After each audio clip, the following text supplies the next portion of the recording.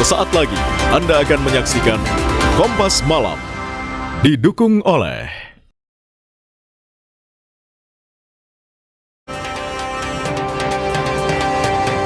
Mahkamah Konstitusi memutuskan anggaran program makan bergizi gratis harus dipisahkan dari anggaran pendidikan dalam APBN.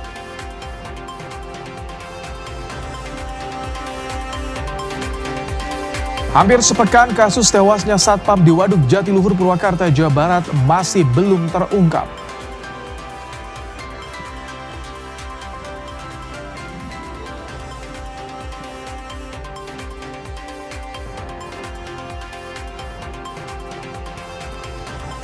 Komisi Pemberantasan Korupsi menetapkan 4 tersangka terkait operasi tangkap tangan Bupati. Salah satu tersangka adalah pegawai KPK.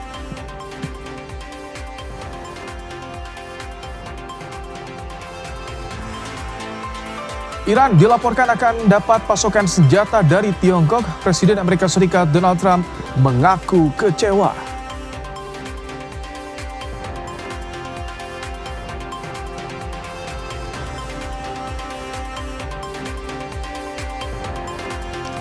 Jadwal padat kompetisi Piala AFF, pelatih timnas Indonesia John Herdman diprediksi akan melakukan rotasi kala melawan Timor Leste.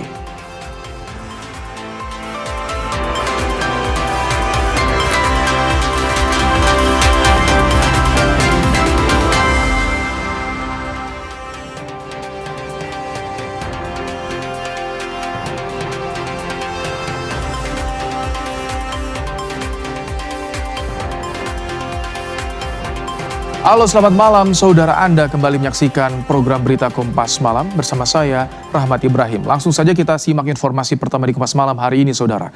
Iran meluncurkan serangan rudal ke pangkalan udara Amerika Serikat di Yordania.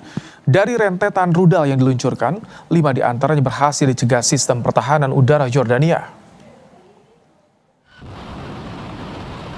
Kantor berita Iran IRNA menyiarkan peluncuran rudal ke pangkalan AS. Dalam siaran itu, turut pernyataan dari Garda Revolusi paramiliter yang mengatakan bahwa Angkatan Udara Garda Revolusi menembakkan rudal balistik ke pangkalan udara Muwafaq Salti dan markas Komando Pusat Militer AS di Yordania.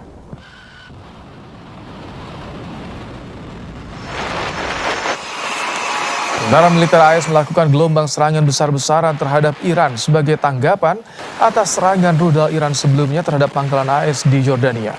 Komando Pusat AS mengatakan pada Kamis pagi bahwa dalam rentang waktu 2 jam, mereka menyerang puluhan target milik Korps Garda Revolusi Iran, termasuk pusat komando militer, serta fasilitas rudal dan drone hingga situs pengawasan dan pertahanan pantai.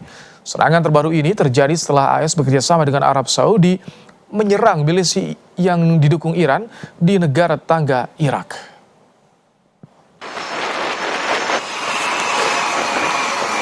Kita ke informasi dalam negeri, saudara. Minimnya CCTV dan saksi menyulitkan pengungkapan kasus pembunuhan Satpam di Waduk Jatiluhur, Purwakarta, Jawa Barat. Pengelola Waduk Jatiluhur menyebut hanya 27 CCTV yang mengawasi objek vital nasional Waduk Jatiluhur dan yang terdekat letaknya sekitar 2 km dari lokasi kejadian. Direktur Utama PJT 2 Imam Santoso menjelaskan Waduk Jatiluhur memiliki 27 kamera pengawas atau CCTV yang tersebar di sejumlah titik strategis objek vital. 3 kamera berada di kawasan Ubruk dan rekamannya telah diserahkan kepada penyidik kepolisian sebagai bagian dari proses penyelidikan. Namun lokasi kejadian pembunuhan Satpam berada di luar jangkauan pantauan kamera pengawas yang berjarak sekitar 2 km. Kami di Waduk Jatiluhur ada 27 CCTV. Jadi bukan tidak ada, tapi ada 27 CCTV dan letaknya tersebar. Lokasi yang ada di Ubruk, di Radical Gate, itu ada 3 CCTV di sana yang beroperasi dan sudah diambil oleh polisi rekamannya. Sedangkan lokasi kejadian yang terjadi itu adalah di luar jangkauan CCTV karena memang jaraknya sekitar 2 km dari CCTV. Jenazah seorang satpam ditemukan tewas dalam kondisi tangan terborgol di Waduk Jatiluhur, Purwakarta, Jawa Barat pada 24 Juli lalu. Hampir sepekan kasus kematian tersebut belum terungkap. Tim Polresta Purwakarta telah menggelar olah TKP dan memeriksa CCTV di sekitar lokasi untuk mengungkap kematian korban. Untuk membahas pengungkapan kasus ini, saat ini kami sudah bersama dengan Kabid Humas Polda Jawa Barat, Kombes Hendra Rohmawan. Selamat malam, Pak Kabid. Selamat malam, Bang Ibrahim. Pak Kabid, jadi untuk saat ini apakah sudah ada tersangka atau seperti apa progres investigasinya, Pak? Baik, jadi dari hasil gelar perkara kemarin yang kita panggil dari Kasat Serse dan tim ke Polda, kita mendapatkan beberapa informasi yang cukup ada kemajuannya, di mana dalam hari ini mereka memberikan beberapa hipotesa kemungkinan para pelaku yang menjadi pembunuh dan penganiayaan dari korban satpam ini. Dan tentu saja backup kami di sini tentu dengan penguatan beberapa personel kita untuk mendukung dari hipotesa yang mereka berikan itu, sehingga perbantuan dari IT, perbantuan dari Inavis, kemudian perbantuan juga terhadap tenaga penyidik. Ini harapan kita dengan bantuan kita ini yang 2 hari baru kita bekerja ini mempercepat daripada harapan masyarakat untuk mengungkap tapir pembunuhan yang terjadi di Jatiluhur ini. Demikian Ibrahim. Pak Kabid, ada temuan baru tidak? Karena kan sebelumnya soal minimnya saksi dan juga CCTV yang cukup jauh dari TKP, ini jadi kendala Pak Kabid. Ya, tambah-tambahan itu diperoleh dari saksi ya. Dengan adanya beberapa hipotesa tadi itu, kami juga sampaikan bahwa hipotesa ini masih juga perlu didukung oleh beberapa saksi yang perlu dipanggil. Dan saksi-saksi ini yang sangat kami harapkan adalah dari masyarakat sekitar TKP. Karena di mana kejadian ini adalah dini hari ya, sekitar jam 2 lebih 50 itu, di mana selebret dari handphone itu dia tidak aktif lagi. Nah, situ kemudian kejadian sampai jam pukul 5. Ini ada beberapa saksi yang dari sekitar warga ini masih belum terbuka 100% ya. Kita berharap adanya keterbukaan, dan kami sebagai kepolisian selalu melindungi saksi-saksi ini sehingga harapan kita bisa terkuak bersama-sama dengan cepat bantuan daripada keterangan saksi saya dari sekitar TKP. Demikian Mas Ibrahim. Pak Kabid, termasuk ini peran dari kelompok pemuda yang sebelumnya beredar di visualnya bertemu dengan korban sebelum kejadian. Bagaimana, apa peran mereka atau ada apa mereka ke sana sebetulnya?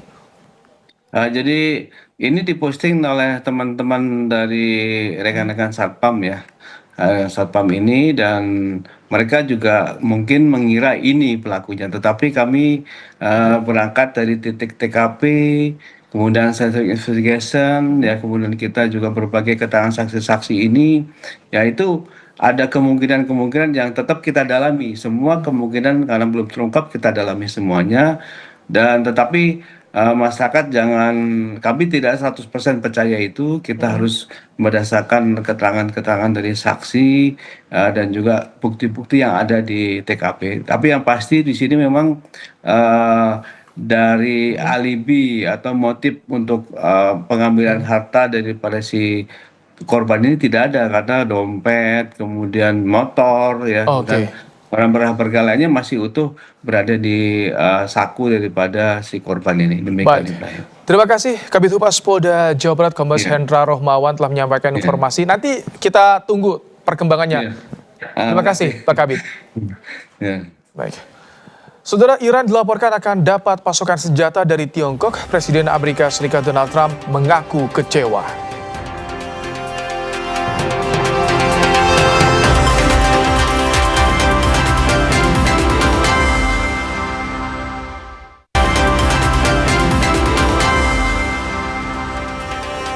Saudara, di tengah ketegangan geopolitik AS dan Iran, Tiongkok diduga diam-diam persenjatai Iran. Diperkirakan 400 peluncur rudal akan dikirimkan dalam beberapa pekan ke depan. Trump meradang dan mengaku kecewa jika kabar tersebut terbukti benar.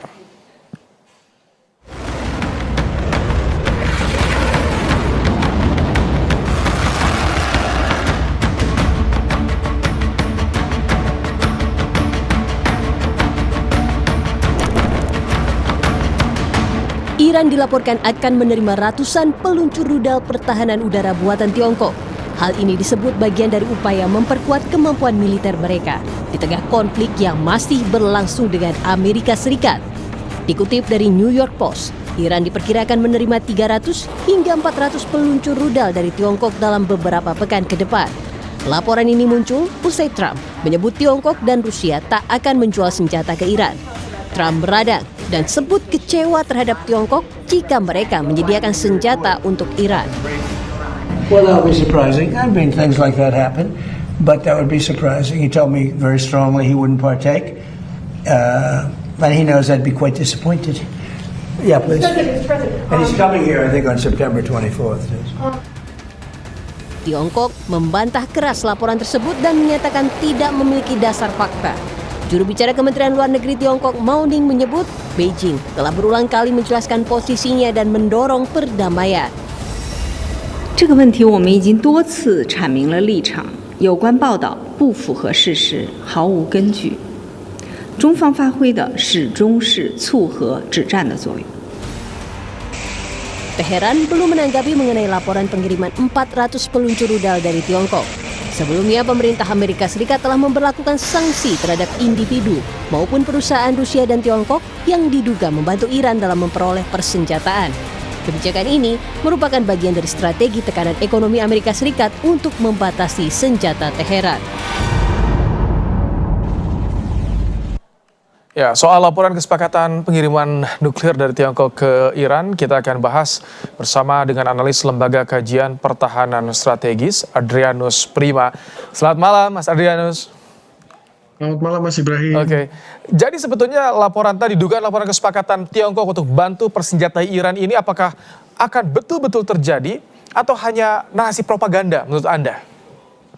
Ya, memang ini cukup menarik ya untuk diikuti karena apalagi ini setelah Trump katanya sudah mengontak Xi Jinping dan Putin untuk meminta komitmen mereka untuk tidak mempersenjatai Iran selama masa ceasefire kemarin ya, ketatan senjata.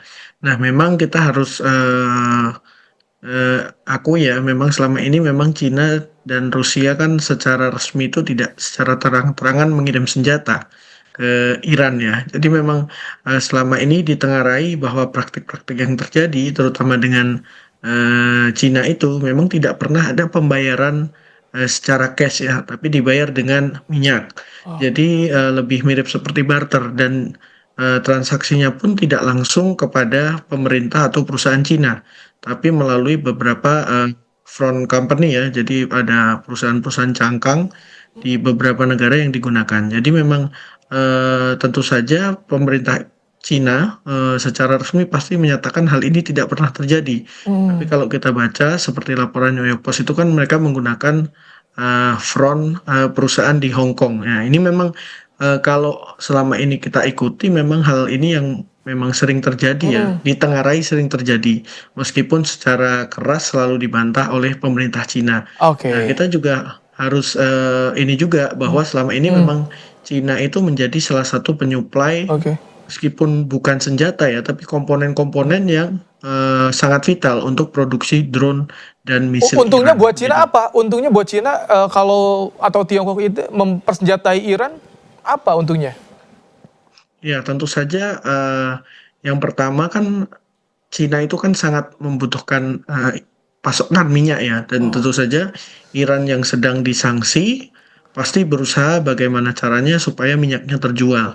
Dan jadi terjadi hubungan yang saling menguntungkan. Jadi Iran menjual minyaknya, kemudian Cina menjual produk-produknya. Jadi produknya itu tidak hanya terbatas yang sudah berbentuk senjata jadi ya, tapi juga berupa komponen-komponen yang diperlukan Iran untuk meneruskan produksi rudal dan drone-nya. Mas Andri, kalau misalkan Anda lihat cermati bagaimana dengan kekuatan Iran jika dibantu, dipersenjatai oleh Tiongkok sampai membuat Amerika Serikat, Donald Trump sendiri kecewa nih. Tampaknya khawatir Trump. Ya, tentu saja mungkin yang menjadi concern pertama dari Trump ya, bahwa mungkin dia akan merasa dikhianati oleh Xi Jinping yang sudah menyatakan bahwa berkomitmen tidak akan memasok senjata selama gencatan senjata antara Iran dan Amerika. Tetapi kita juga harus ketahui bersama bahwa ratusan rudal yang diisukan akan dipasok oleh Cina itu berupa rudal pertahanan udara jarak dekat yang meskipun dapat mengganggu ketika misal Amerika mau melakukan serangan besar-besaran ataupun mau mendaratkan pasukan khusus, itu akan sangat mengancam ya. Karena kan jangkauannya itu sampai 6 kilometer untuk kedua tipe yang diisukan akan dipasok Cina, yaitu Kiwi-12 dan FN-16. Tetapi kalau digunakan untuk sebagai efek deteren menangkal serangan udara jarak jauh Amerika, saat ini memang masih belum bisa diandalkan ya, karena yang lebih dibutuhkan adalah rudal-rudal penjaga jarak jauh. Jadi ini lebih ke masalah kehilangan muka sih kalau menurut saya. Jadi kalau secara kekuatan tidak dikhawatirkan, karena kan Trump sendiri di internal sudah dapat bantuan nih diketok dari parlemen tambahan anggaran. Ya betul, meskipun Amerika mendapatkan tambahan anggaran ya, karena disetujui parlemen, kita harus ketahui bersama bahwa kemampuan produksi rudal-rudal Amerika ini tidak bisa serta-merta digenjot ya. Karena mereka sangat tergantung pada kemampuan produksi perusahaan-perusahaan senjata mereka, dan jumlahnya itu pun tidak bisa masif dalam waktu singkat meskipun Kongres telah sepakat untuk menggelontorkan dana besar untuk memperbesar kapasitas produksinya. Jadi memang secara strategis Amerika akan kesulitan jika perang ini berlarut-larut, karena memang stok senjata ofensif dan defensif mereka itu sudah sangat berkurang dibandingkan di awal perang. Oke, jika dengan banyaknya isu intelijen, saling kecurigaan, ini mau dibawa kemana arah konflik? Memulai lagi menyerang, bahkan menyerang kapal-kapal Iran dalam blokade. Tetapi di sisi lain kita juga harus mencermati adanya perubahan pola serangan, yaitu sekarang itu Iran itu hanya menyerang yang paling utama adalah Kuwait dan Yordania, di mana di situ terdapat pangkalan-pangkalan dan instalasi yang selama ini digunakan untuk melindungi Israel dari serangan-serangan rudal Iran. Kita juga bisa lihat bahwa terakhir kali Iran menyerang Israel itu adalah pada tanggal 19 Juli. Artinya sudah cukup lama Iran tidak melakukan serangan langsung ke Israel. Jadi sepertinya Iran pun sudah sadar daripada membuang-buang rudal dan drone untuk menyerang Israel, sedangkan di Yordania, Kuwait, dan beberapa negara lain masih ada rudal penangkalnya, maka mereka pun sekarang mencoba menghancurkan rudal-rudal penangkalnya dulu, sebelum nanti mungkin mulai mengancam Iran. Jadi memang di sisi lain kita juga berharap Amerika juga masih waras ya. Kalau Amerika nanti sudah mulai menyerang seperti pembangkit listrik, kemudian pabrik desalinasi, kemudian juga jembatan-jembatan, maka efek humanitarian loss-nya untuk Iran itu sangat parah lah pasti nanti efeknya ke penduduk Iran. Apakah yang tadi kewaspadaan dari Amerika Serikat dan juga Israel ini juga yang dibahas oleh Trump dan juga Netanyahu dalam pertemuan beberapa hari kemarin? Oh ya, waktu ini ya pemakamannya Senator Lindsey Graham ya, memang ini hal yang cukup menarik karena di situ kan mungkin agak sedikit keluar dari topik ya, tapi di situ kan ada Zelensky juga. Memang kita jadi cukup menggelitik karena dalam beberapa saat yang lalu Zelensky itu sempat menyatakan bahwa dia menyerang kapal Iran yang akan mengirim senjata ke Rusia. Nah, di sini kita bisa melihat bahwa konflik ini ternyata masih cukup rumit ya. Maksudnya di tengah serangan-serangan Amerika, ternyata Iran pun masih mampu untuk melakukan ekspor senjata ke Rusia jika tuduhan Ukraina itu benar. Berarti kan memang sepertinya kunci utamanya adalah bagaimana Trump itu bisa menekan Netanyahu supaya poin-poin yang selama ini menjadi keberatannya Iran itu bisa dipenuhi begitu, termasuk isu Lebanon dan Palestina. Dan perdamaian abadi bisa tercapai, tentu itu yang diharapkan di sana. Terima kasih. Analis Lembaga Kajian Pertahanan Strategis Adrianus Prima telah menyampaikan pandangan di program Kompas Malam hari ini. Terima kasih, selamat malam. Setelah jadwal padat kompetisi Piala AFF, pelatih Timnas Indonesia John Herdman diprediksi akan melakukan rotasi kala melawan Timor Leste.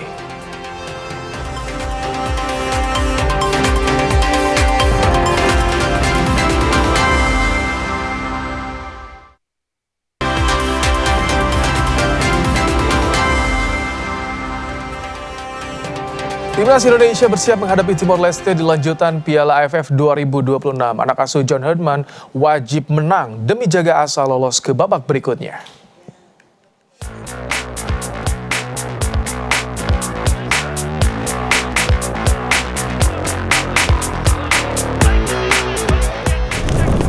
Skuad Garuda telah bertolak ke Thailand untuk melakoni laga kedua grup A Piala AFF. Anak asuh John Herdman ditantang tim juru kunci Timor Leste di Stadion Chonburi.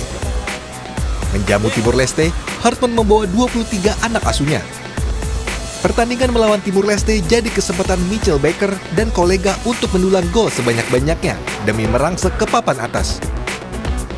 Timnas akan menghadapi Vietnam 3 hari berikutnya. Kebugaran pemain jadi tuntutan. John Herdman diprediksi akan melakukan rotasi kala melawan Timor Leste. Gelaran Piala AFF menurut Herdman menjadi ajang pramusim yang bagus bagi para pemain. We have players that are in pre-season. This is like a pre-season tournament for them. So players haven't played 90 minutes. And other players were strategically rotating to build up their minutes. Some have came off injuries. Some haven't had game time because they've been without clubs as well. So there's so many things we're juggling at the moment tonight. Skuad Garuda kini berada di peringkat ketiga, klasemen sementara grup A dengan raihan 3 poin, berada di bawah Singapura dan Vietnam. Hanya 2 tim teratas dari masing-masing grup yang akan lolos ke babak semifinal. Melawan Timor Leste, pemain timnas harus fokus agar memenangkan pertandingan menjaga asa lolos ke babak berikutnya. Tim Liputan, Kompas TV.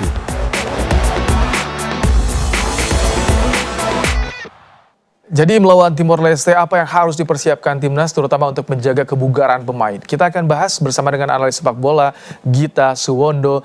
Selamat malam Bung Gita. Selamat malam Mbak Im. Oke. Bung Gita, jadi ini lawan Timor Leste akan bagaimana? Apakah perlu rotasi atau manfaatkan kesempatan untuk koleksi gol sebanyak-banyaknya nih?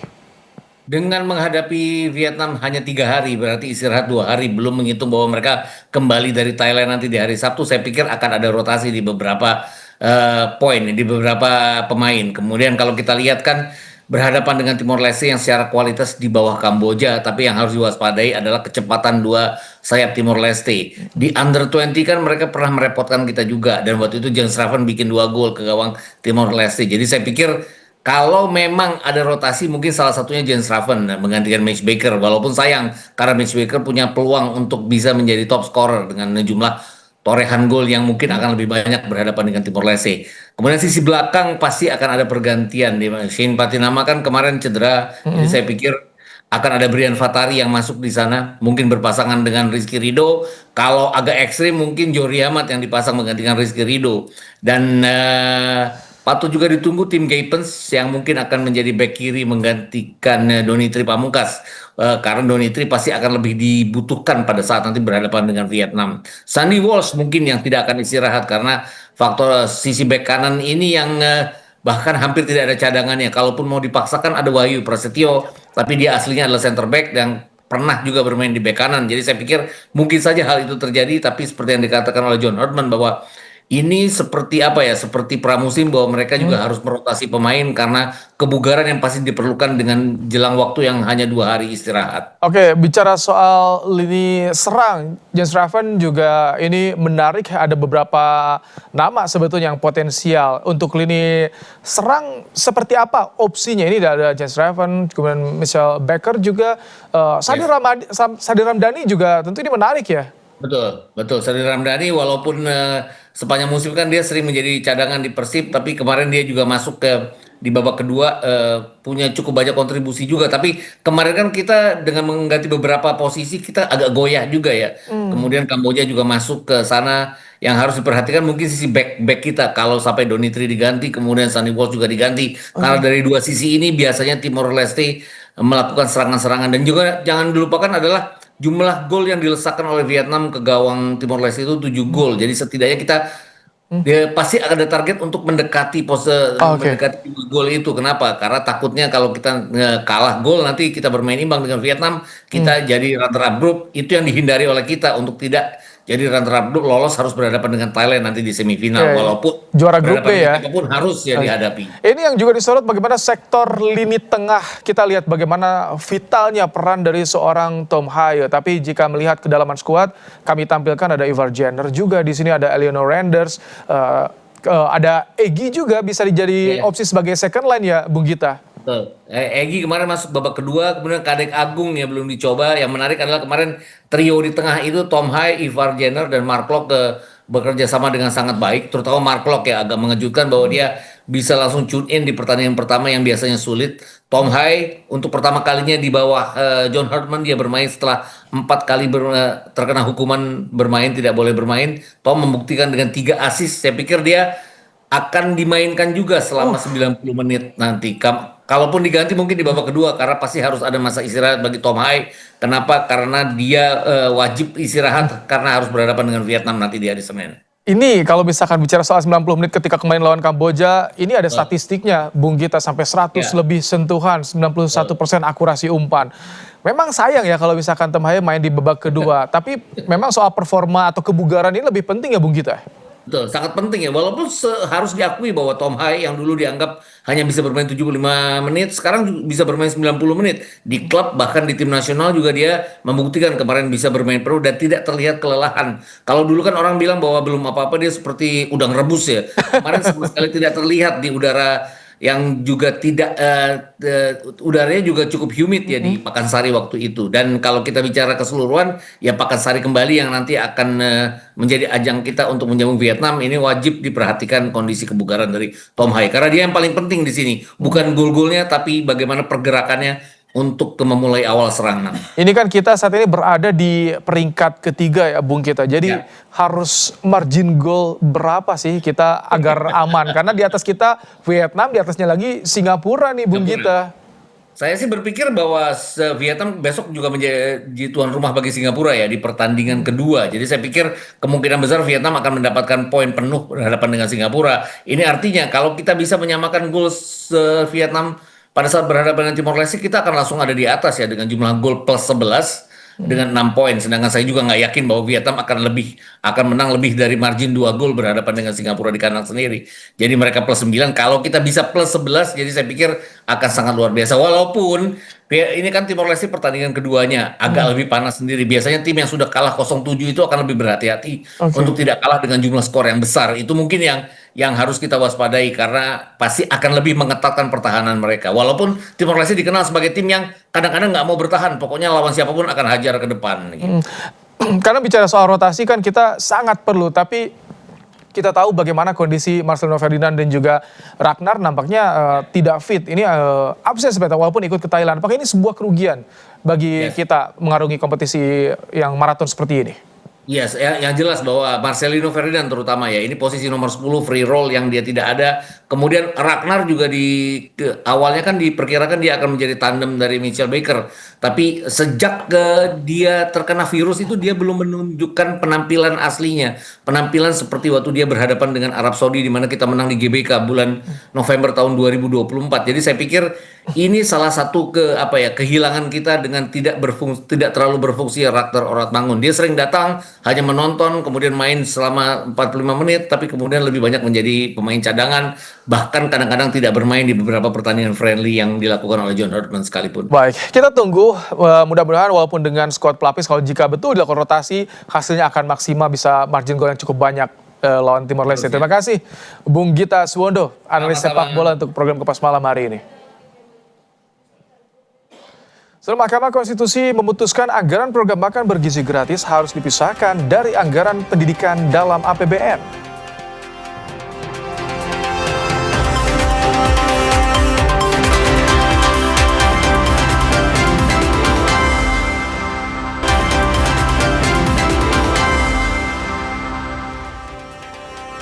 Mahkamah Konstitusi memutuskan anggaran program makan bergizi gratis harus dipisahkan dari anggaran pendidikan dalam APBN. Permohonan nomor 40 yang diajukan oleh mahasiswa mempersoalkan keterbatasan fasilitas pendidikan akibat anggaran pendidikan dialokasikan untuk program MBG. Pemohon menilai anggaran BGN meningkat dan diambil dari pos pendidikan sekitar sepertiga dari anggaran pendidikan nasional. Putusan MK yang meminta anggaran MBG dipisah dari anggaran operasional pendidikan harus dilaksanakan paling lambat 2 tahun setelah putusan dibacakan. Mengabulkan permohonan para pemohon untuk sebagian. 2. Menyatakan penjelasan pasal 22 ayat 3 Undang-Undang Nomor 17 Tahun 2025 tentang anggaran pendapatan dan belanja negara tahun 2026, Lembaran Negara Republik Indonesia tahun 2025, nomor 179, tambahan Lembaran Negara Republik Indonesia nomor 7144, tidak bertentangan dengan Undang-Undang Dasar Negara Republik Indonesia dan memiliki kekuatan hukum ikat secara bersyarat sepanjang dimaknai hanya berlaku untuk anggaran pendapatan dan belanja negara tahun anggaran 2026, sehingga untuk anggaran pendapatan dan belanja negara tahun-tahun berikutnya, anggaran program makan bergizi yang bukan merupakan komponen utama pendidikan dipisah atau tidak menjadi bagian dari anggaran operasional penyelenggaraan pendidikan, dan pemisahan dimaksud berlaku paling lambat dalam anggaran pendapatan dan belanja negara tahun anggaran 2028 atau paling lama 2 tahun sejak putusan aku diucapkan. Kejagung menetapkan 1 orang tersangka baru kasus dugaan TPPU ex Jampitsus. Tim penyidik menetapkan seorang berinisial NH sebagai tersangka baru dalam kasus dugaan tindak pidana pencucian uang yang berasal dari pengembangan perkara ex Jampitsus Febri Ardiansyah. Tersangka ditahan di Rutan Kejaksaan Negeri Jakarta Selatan untuk 20 hari ke depan. Total 24 orang saksi diperiksa terkait perkara kasus dugaan TPPU ex Jampitsus Febri Ardiansyah. Dari seluruh total saksi yang sudah diperiksa sampai hari ini adalah 24 saksi. Nah, hari ini juga dengan pertimbangan 2 alat bukti, dari tim 9 menetapkan tersangka NH terkait dugaan turut serta tindak pidana pencucian uang yang mulai hari ini akan ditahan di Rutan Kejaksaan Negeri Jakarta Selatan. Komisi Pemberantasan Korupsi menetapkan 4 tersangka terkait operasi tangkap tangan Bupati Pemalang Anom Widiantoro. Salah satu tersangka adalah pegawai KPK yang diduga membocorkan informasi soal pengusutan perkara di KPK. Juru bicara KPK Budi Prastio menjelaskan salah satu oknum KPK yang terlibat kasus dugaan pemerasan, yakni staf administrasi di lingkungan KPK. Oknum tersebut merupakan perbantuan yang berasal dari Polri. Oknum pegawai itu diduga membocorkan informasi penanganan perkara kepada ayahnya yang kemudian digunakan untuk memeras Anom Widiantoro. Anom sendiri ditetapkan sebagai tersangka dalam kasus pemerasan di lingkungan pemerintahan Kabupaten Pemalang. Klaster kedua, yakni terkait dengan dugaan tindak pidana korupsi pemerasan yang dilakukan oleh oknum KPK kepada Bupati Pemalang. Atas 2 klaster penyidikan tersebut, berdasarkan kecukupan alat bukti yang sah, penyidik kemudian telah menetapkan 4 orang sebagai tersangka. Yang bersangkutan merupakan staf administrasi pada Komisi Pemberantasan Korupsi yang benar merupakan perbantuan ya dari instansi kepolisian. Sebelumnya, Bupati Pemalang Anom Widiantoro terkena operasi tangkap tangan KPK. Anom diduga menerima uang terkait pelaksanaan sejumlah proyek dan terlibat jual beli jabatan. KPK menduga Bupati Pemalang menerima uang terkait pelaksanaan sejumlah proyek dan dugaan penerima uang jual beli jabatan. KPK menyita barang bukti berupa uang tunai lebih dari 2 miliar rupiah dari beberapa lokasi.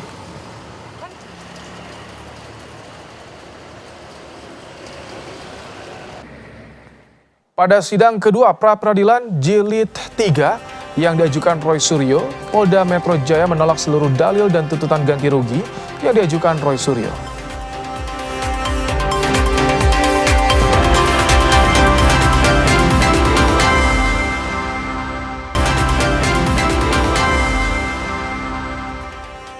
Pengadilan Negeri Jakarta Selatan menggelar sidang kedua pra-peradilan Jilid 3 yang diajukan Roy Suryo terhadap Polda Metro Jaya pada Kamis pagi.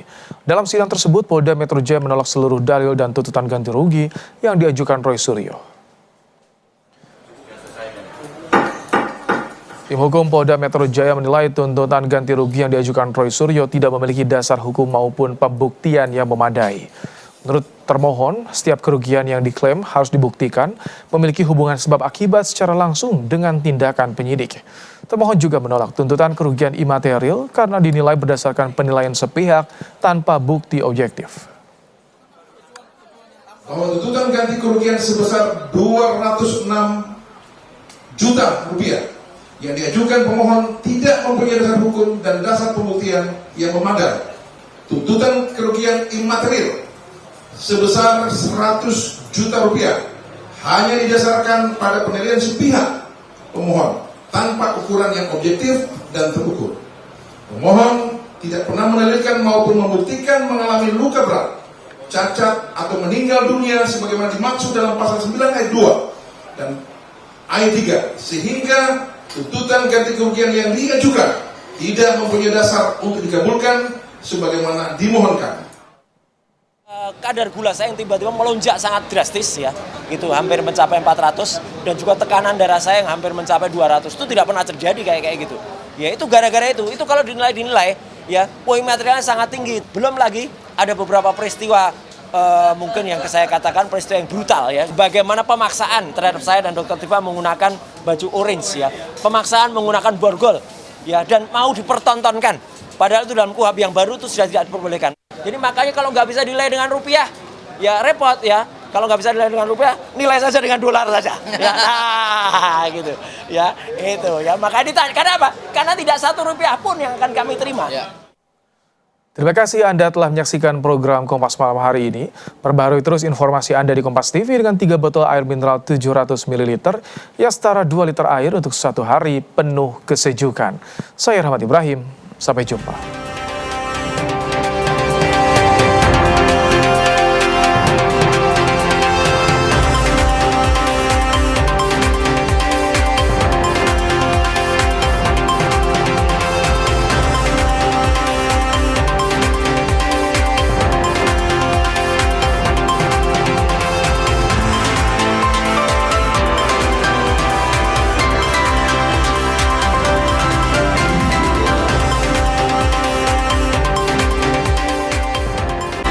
Terima kasih Anda telah menyaksikan Kompas Malam.